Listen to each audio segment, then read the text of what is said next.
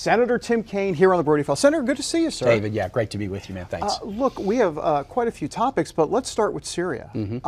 Tell me a little bit. There's a conflict in the Christian community, quite frankly, all over America. Yeah, all over what America. to do with these Syrian refugees? What's your take, maybe more specifically from a Christian perspective on all of this? Yeah, well, it is a hard choice, and American security has to come first. But we also have to be very careful that we don't betray our own values. There is a bill that passed the House that's Securing America Against Foreign Enemies is the title of the bill.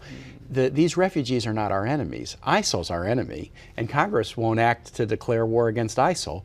But within a very short time, you know, a bill was passed in the House kind of labeling these refugees as our enemies. These are folks who are fleeing the atrocities of Bashar al-Assad's barrel bombs. They're fleeing, you know, persecution of Christians and religious minorities, forcing women into sexual slavery and other kinds of humanitarian atrocities and beheadings by ISIL. This is the worst humanitarian crisis since World War II. And the U.S. is a nation that has traditionally been a place of liberty, a statue of liberty and a refuge. And from a Christian standpoint, you know, I even kind of go back to the book of Job in the Old Testament, which is important to Christians, Jews, and Muslims, because it's in the Quran too. Job had a lot of bad things happen to him.